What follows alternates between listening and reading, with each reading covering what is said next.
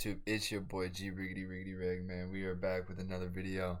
Today we are reacting to Dr. Insanity. Dad discovers daughter's body was found in his garage can or garbage can.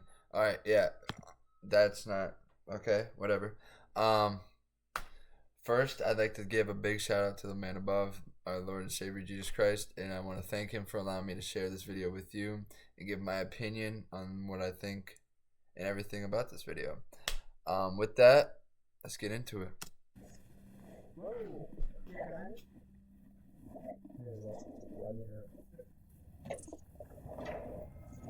She's in there.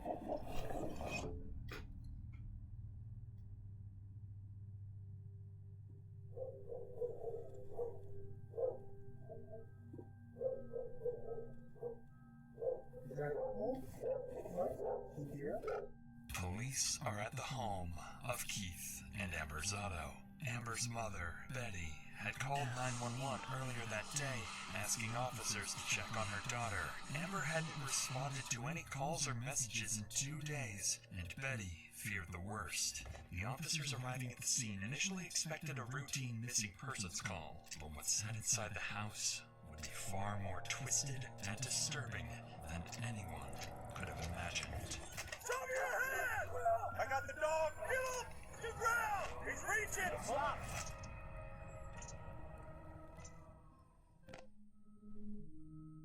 When police first arrive at the Zotto home, they encounter something strange. Only Keith and Amber's children answer the door, claiming their parents are gone and they don't know when they'll be back. This alarms the officers, so they decide to call Betty, the person who originally dialed 911, hoping she can shed some light on the situation. But what Betty reveals to officers would quickly transform this simple welfare check into one of the town's most disturbing mysteries yet. Hello? Betty, talk to Crowley, Aurora Police Department. I'm at the Aurora? local address. I'm talking to the kids. Aurora, chat, if you don't know, Aurora right now is one of the most unholy places on planet Earth, man. It is, it's not looking too good for Aurora right now. What's your relation to this family? Just so I know. I'm gonna go warm up some food. She did take her truck because you can see it in the driveway. Yeah, I was wondering about that. Her phone, the day card is still in the house. Yeah. Betty, how many times do you think she's done that? Well, she's come over to my house. Oh, 3-4 times this year. Alright. But it's always been for a day. So what I'd like to do is start where we always start, and that's the last place she was seen. I don't want to ask these kids for permission to go in the house, so I may have to call your son-in-law, talk to him on the phone, and see if he'll give me permission to go inside. Betty would mention that she had been to the house earlier that day and noticed a few strange details. Amber's car was still in the driveway of the home, and her phone was left inside the house, as well as all of her credit cards and important documents. These minute details would prove to be much more important later on. Shortly after this call, Betty and her husband Ronald arrived at their daughter's home to meet with the police. It's here where Betty would reveal what she believed really happened to her daughter. Hey, I'm Officer Crowley. Thanks for coming out. So I called him, but I left him a message. He didn't pick the phone up. So can't just go inside without a warrant. I either need a warrant or permission to go inside the house. You know, it's not your residence, and I can't ask you for permission. Obviously, the kids are too young for me to ask for permission. So just want to do it the right way before anything else, if that makes sense. Yep. When's the last time that you saw me, dog? Saturday afternoon when I came to pick up the kids. They spent the night with me Saturday night. Was there any problems at that point, or was it just pick the kids up? The kids are going to stay at our house for the weekend. Everything was fine. She said, hope you feel better. We'll see you tomorrow. Okay. Had there been any drinking at that point? No, I really drink in the evenings. Okay. Yeah. And then no sign that there's been any argument or anything like that. Okay. As you can see, I don't want you to think that I jumped any conclusions, but I'm just trying to put like a kind of a piece of timeline and kind of behavior as well too. Sorry, Chad. According to Betty, the family typically had dinner together on the weekends, and although Keith and Amber occasionally argued, things never turned physical. At least, not to her knowledge. But with no parents home, officers still couldn't legally enter the residence, so they continued speaking with Betty, hoping she'd reveal something that could explain Amber's sudden disappearance. Dutch Boy Professional Series works hard for you with top quality primers, durable interior and exterior paints, and specialty products to help grow your business. Dutch Boy Professional Series paints, available at Menards. When you want the cocktail, but not all the calories. The cookies, without the compromise. When you want the brownies, without the frowny. When you want the glaze, without guilt. Sip without second guessing. When you want joy, not junk. Fun, not frustration. When you want just the sweet, you want to. I'm at chat. I'm so sorry. Because So sorry. best. So sorry. Betty We're here. explained that Amber was highly active in the community, volunteering at her children's elementary school as the treasurer of the parent organization, and everyone around town knew her as a family-first mother, spending most of her time with her children. That's why Amber's disappearance was so puzzling. It simply wasn't like her to spontaneously leave her kids alone. But this confusion would only heighten when Betty showed officers something that made the case even more unsettling. A note suggesting Amber might have harmed herself. The note is what concerns Do you mind if I read that? I don't have a problem. Is this a copy of it, or is this? Yes, I made a copy. I don't know if this is the original. Okay. Mm. I'm gonna have to take the original for evidence for property at some point, okay? Okay. But I'm gonna sit and read this in the meantime. The note Betty had discovered earlier read in part, I haven't been the best wife. I deserve everything and all the horrible thoughts you think of me. I have always had it in my mind. Make sure my mom has to identify my body. Everyone would be better off without me. What? At first glance, the note appears as a tragic, heartfelt goodbye. Amber seemingly detailing years of self-doubt, despair, and emotional pain. But something about this note didn't align with what police knew about Amber.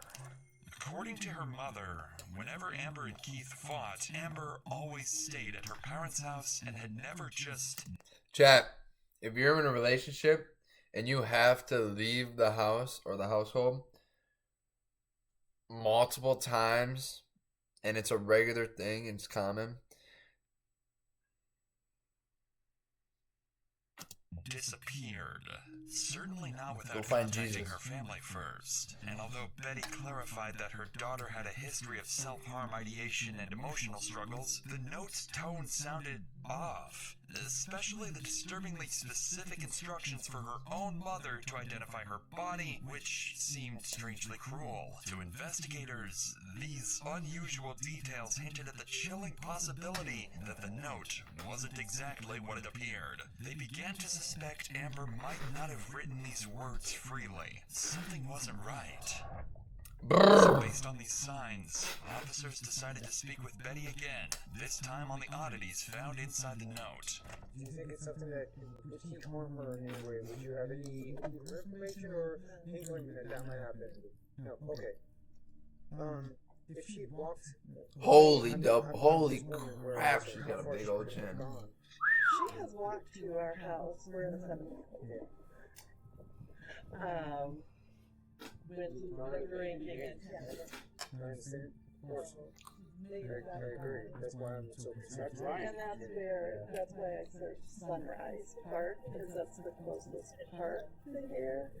And I don't know why in my head it's, you're not going to do it in your home.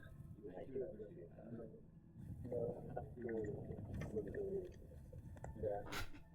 Betty would also find the note strange, but doesn't think Keith would have anything to do with Amber's disappearance. At this point, nothing makes sense. So, without any further clues, officers decide to move to the next step in their investigation, searching the property. As we know, without the homeowner's permission, officers still can't go inside the house without a proper search warrant. Fortunately, by using the kids, they were able to get on the phone with Amber's husband, Keith, hoping to get the permission they needed. Dad? They're talking to you. Anyone talking? Is this Keith? Yes, this is Keith. Keith, this is Officer Crowley with your place. How are you? I'm alright, boss. How are you? I'd like to go over a couple series of events and then ask you for permission if I could go inside your house. And where we start searches is the last place she was seen, and that would be your house. But I don't have a warrant, and I'm asking you for permission to go inside your house, too. Go ahead, man. Luckily, Keith seemed to have no problem letting officers search his home. While one officer continued his conversation with Keith, another would immediately begin searching the property, completely unaware they were both minutes away from uncovering the horrifying truth.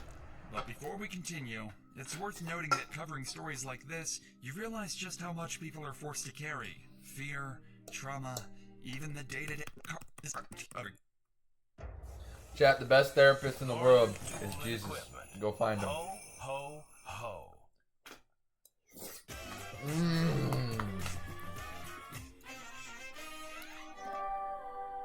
Regardless of your credit score, their Business Bureau helps free get back idea just how.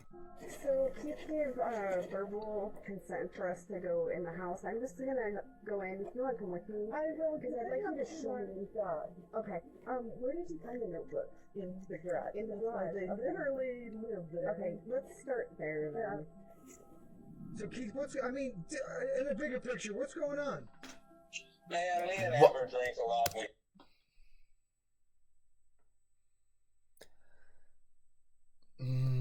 The news just came out about Marshawn Nealand, the Cowboys' 24-year-old player that passed away this morning. He had passed away from a gunshot wound to the head, and it looked like it was self-inflicted. Guys, if you have any struggles going on, I mean, look, he was an NFL player. He just scored his first touchdown on Monday. He had everything, right? Guys, if you're struggling, man, go talk to somebody. Go talk to Jesus. Go talk to somebody you trust. Excuse me. Taking the easy way out, man. Not only it's not God's timing, but like you're hurting everybody else around you, man. And it want me to be blunt, man.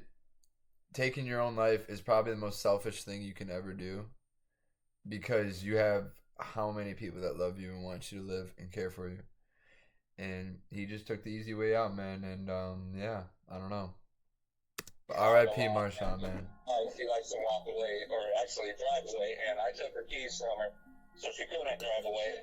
She grabbed her purse, slammed her phone on the ground, and left. And I have not seen her since. Did you actually see her leave, or you just assumed she left? No, sir. I begged her to stay on the couch. We fought a little bit more, and I said, well, whatever, Amber, you sleep out there on the couch. I'm going inside. And I went inside. I don't know, it was like 2 or 3 in the morning, and then when I woke up at 9, 10 o'clock Sunday morning, there was a letter on the fucking coffee table. Has she ever threatened to hurt herself in the past, or was this... Oh, she has. The last 5 years, it's been her go-to. Amen. I'm telling Grandma and Grandpa, too, she does this to me all the time, almost every weekend. She'll leave, and then she won't come back till Monday or Tuesday.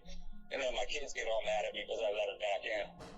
I hope you don't mind me asking you personal questions, but is it possible she's seeing somebody else and she stays there? Oh, for sure. She's been, that's another thing. That's why we fight all the time. She's been seeing somebody for about 5 years now. And she don't pay our bills.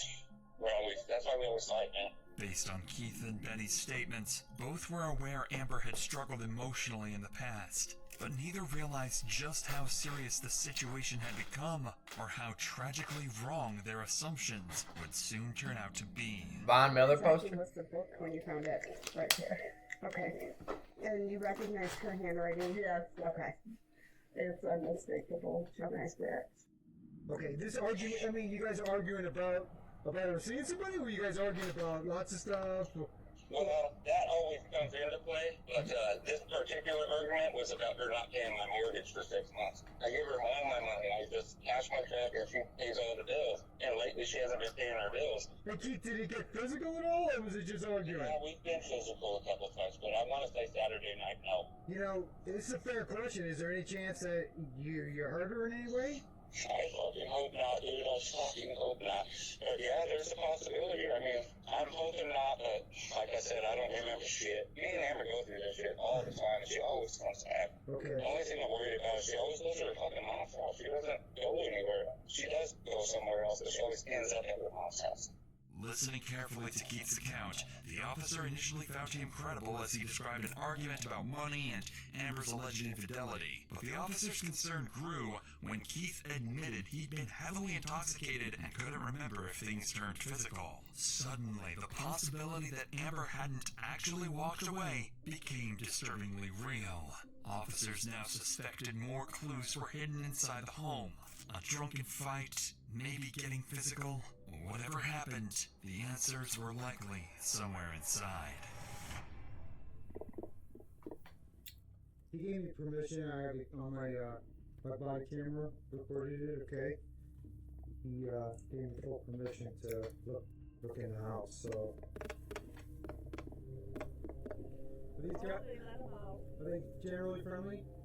Normally, yes. Okay, good. Just in case, you know. Did we look in there? I don't get how cops are scared of dogs, bro. I don't care what type of dog it is, bro. I have never been scared of a dog.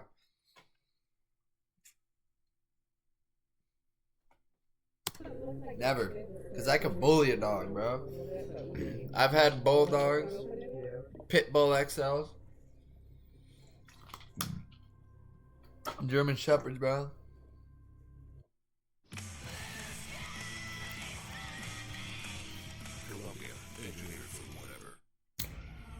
Things happen here, but no one really talks about it.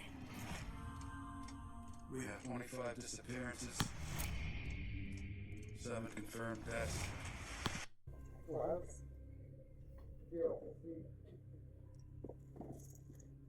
As officers continued their search, their body language indicated something was off. Careful not to alarm the family, neither officers openly acknowledged it yet, but they both recognized the unmistakable stench hanging in the air, the odor of decay. At this point, the only thing they were looking for was the source of that disturbing smell.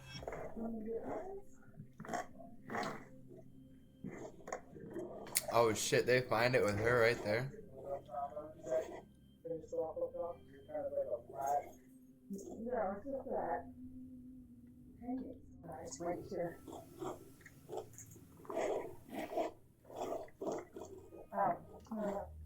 Whoa. Yeah.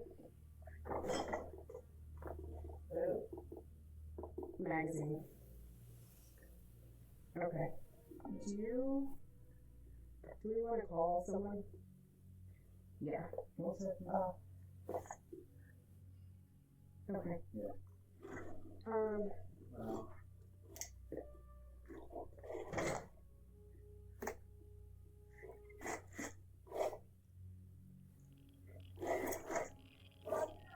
We'll have you stay inside, please.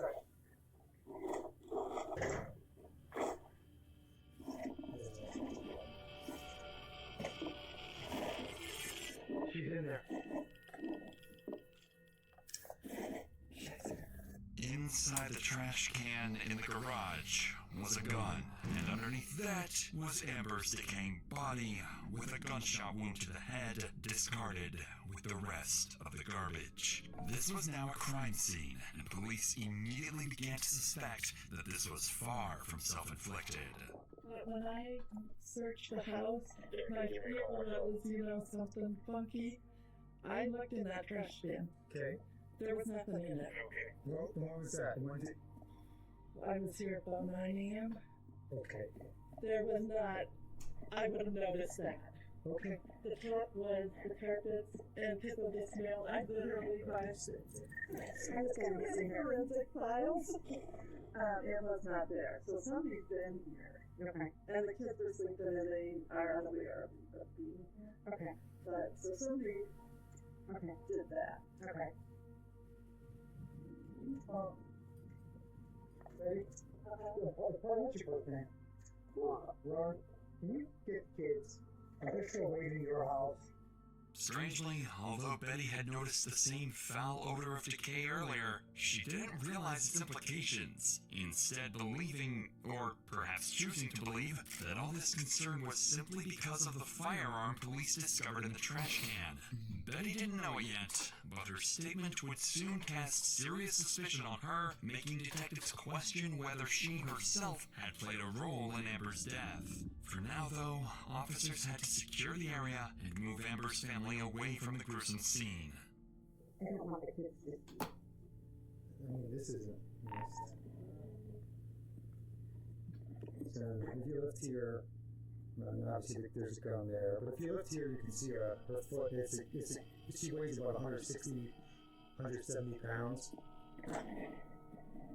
Right there, where your hand is. Yeah.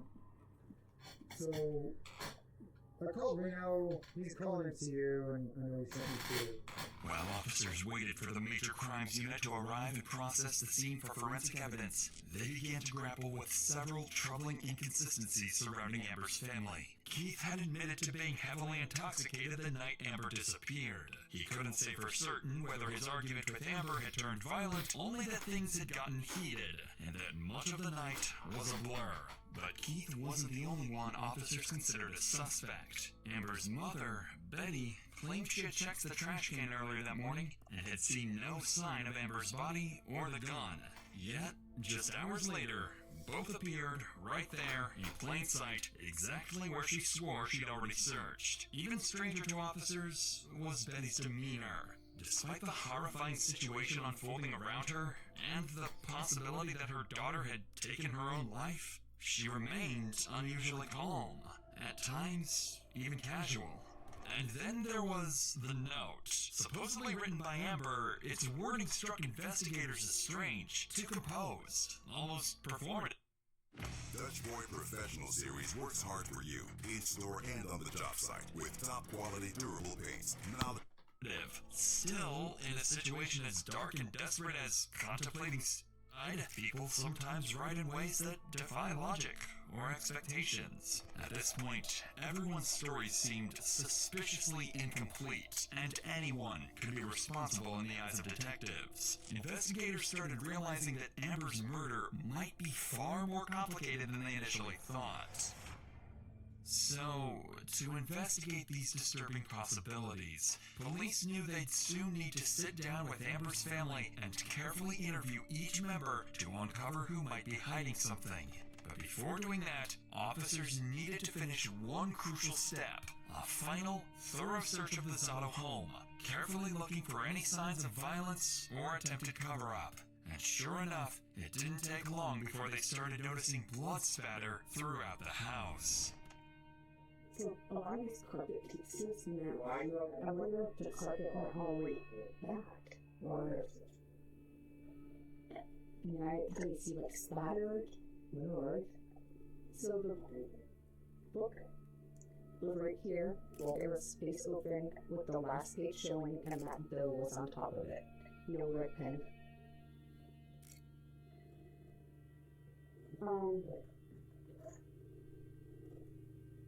Get right on the light switch.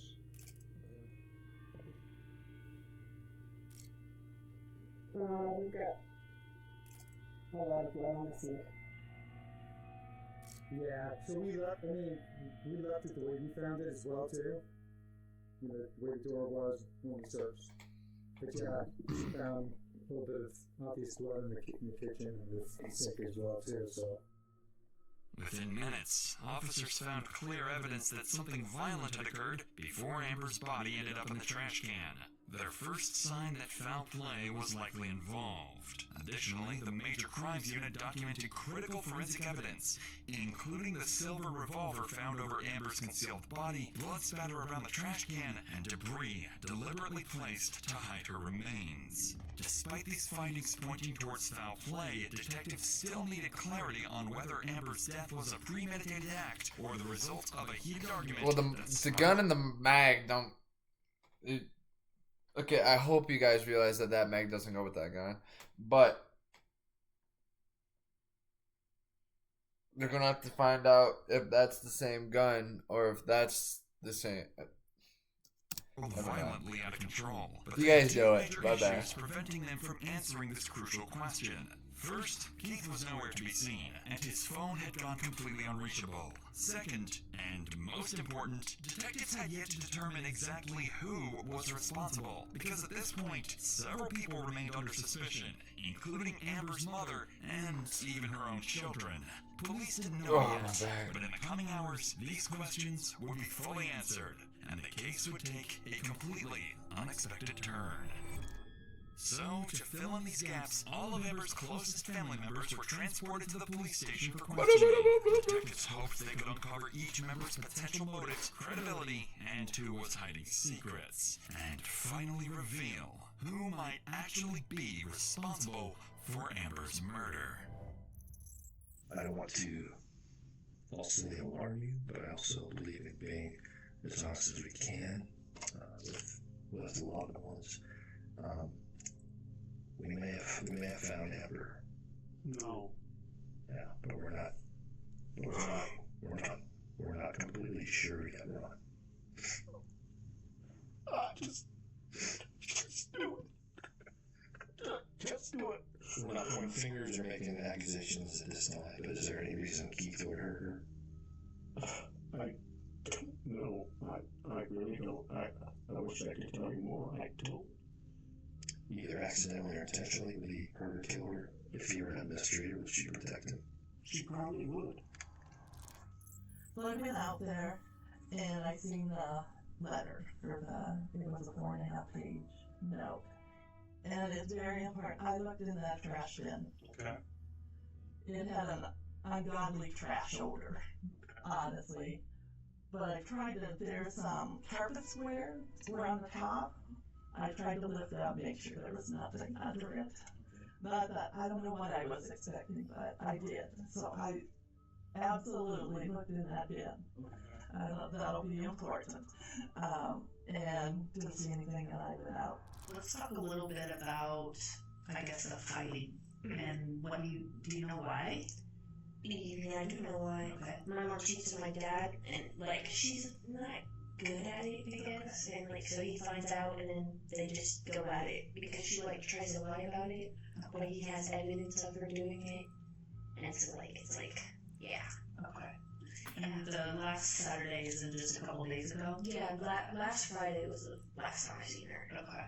Did you talk to her at all on the phone or anything? No, she came over for dinner because my grandma was cooking dinner and she came over and we had dinner and then she left and then, yeah. And then you were there from Friday. Amber. After speaking with Amber's family, investigators finally had some clarity. Betty remained adamant she'd checked that trash can that morning, insisting the gun and Amber's body weren't there, which made her case seem more suspicious. Meanwhile, Amber's father Ronald was shocked by his daughter's death and found it was hard to believe Keith was capable of harming her. As for Amber's children, Annabelle explained they'd both been staying at their grandparents' house during the weekend, clarifying why they didn't hear the gunshot that ended their mother's life. However, Annabelle's unusual calmness and detailed awareness of her parents' unstable marriage raised some concerns about exactly what else the children might know or could still be protecting. After concluding the interviews, investigators were preparing to search for Keith's auto, the one critical piece still missing. But just before they could act, they received unexpected news from Keith's sister, Susan Ross. It turns out Keith had visited her just hours earlier, and what he confessed would finally expose the horrifying truth behind Amber's murder.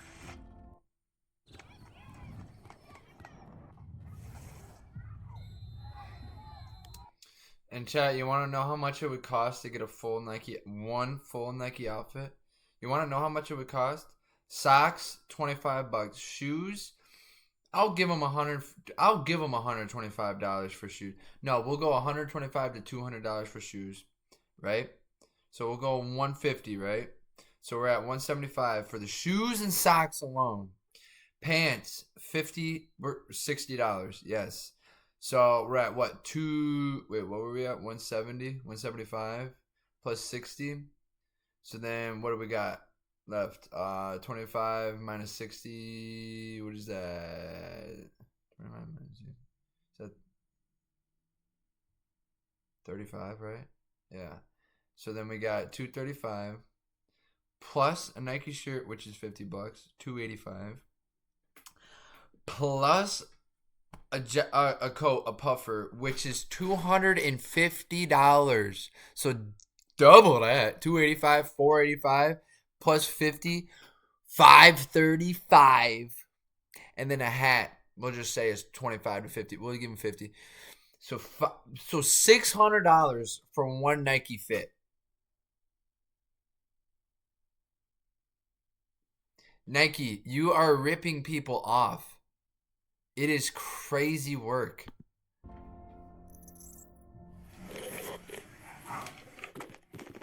I saw my brother park up there, and so I got the dogs out. And I didn't know the front door was open, and he just came in, and I seen it on his face, and he goes, you know, I don't hate you. That was the first thing I was about. But that said, I know, I love you, you're my best friend.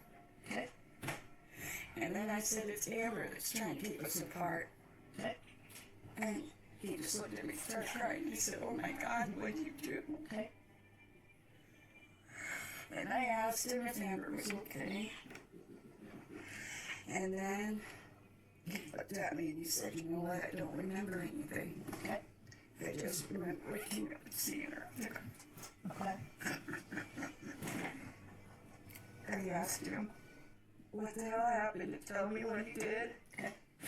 Yo, stop saying okay. Why do cops say okay? Okay? Okay? Okay? Like, you're not intelligent. You're not smart. And this female cop just repeats it. Just shut up and listen. You inconsiderate. I'm sorry. Lord, forgive me. These people are just, like, this cop just, she's not comforting her. She's not doing nothing about it. Okay? Okay? Yeah, just keep telling me, though. Okay? Okay? Keep crying and telling me, though. Okay? He said they'd been drinking and fighting all night. Okay? Shut up. I guess he opened some bills and found out that the house had been foreclosed on. Okay? And then Amber pulled out the gun. And I handed it my brother with it, and then Keith said he took it away. And it just happened like that. He said he blinked his eyes, and that was it. He said I blinked my eyes too, and then I opened them, and I seen her on the ground. Susan's testimony finally cleared up everything for investigators. Keith himself admitted he'd woken up from a blackout to find Amber dead and openly acknowledged a violent confrontation that spiraled completely out of control. It was now clearer than ever that Keith Zotto was at the heart of Amber's murder, and it was time to track him down. Just a couple of hours after detectives left Susan's house, Aurora police received a call they never expected. Keith Zotto had surfaced at his sister's house again, ready to surrender. By now, officers knew Keith had already killed once, and for all they knew, he was still armed and dangerous. So they came prepared. A SWAT team descended upon the location, ready to take Keith down if he made even the... So why don't you do that on the apartment buildings in Aurora, taken over by foreigners? Why don't you do that? Hey, Aurora, why don't you do that for them? Huh? Aurora, dude, Aurora, Colorado, I highly recommend people to get out of there. It's this one, right? 7-9? 7-9 is this one. Alright, sorry. Ready? Watch out, Bubba. Shut up, dude. Bubba, dude, like, you ain't in the military, dog. You're an Aurora police cop, and you don't do anything to save the community. You don't. Like, look at Aurora. It's a shithole, bro. It's a shithole. Talking about Bubba. You coming in to arrest a man that said he's turning himself in. Yet y'all are cowards and won't go take down criminals, man. That's how it be, bro. Front door. Man, come to me. I see him. Come to me. Going out. Turn right. Point to me. Come to me. I got a guy out. Hands up. Everybody hands up, please. Very good. Walk to my voice. Go hands up. Stop. Just you. Just walk towards me. Nice and easy. Okay? Alright. We'll talk to you in a... No, we're not. We're not going to hurt him. Okay? Walk towards me.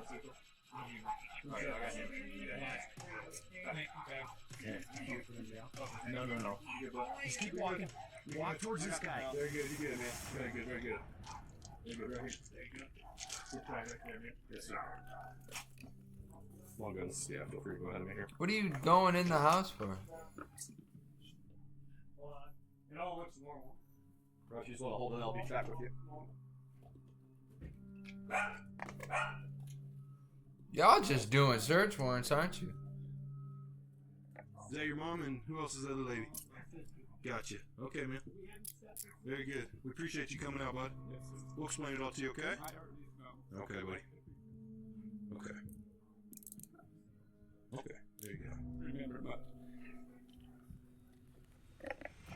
Finally, after hours of uncertainty, Keith Zotto surrendered to Aurora police without incident. He was immediately taken into custody and formally processed for the murder of his wife, Amber. Keith would go on to admit to killing Amber late Saturday night, claiming his gun accidentally went off during a drunken argument over money and infidelity. Though he insisted he couldn't remember placing her body in the trash or concealing the crime, Keith accepted responsibility for her death. However, Betty's earlier statement surrounding the infamous trash can remained unclear, and investigators were never able to determine why she didn't see the gun or Amber's body that morning. In May of 2021, Keith Zotto was found guilty of first-degree murder and sentenced to life imprisonment without the possibility of... Man, homie, bro, I'm not gonna lie. Bro, I'm not gonna lie. People get away with so much. Man, this woman cheated on the dude. Leaves him every weekend to go be with another dude. Homie gets drunk and she pulls up. A fight breaks out. She pulls out a gun.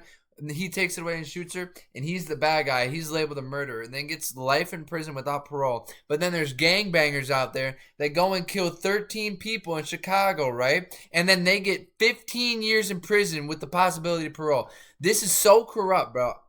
I'm not going to lie, bro. This is L. This is L. This is terrible.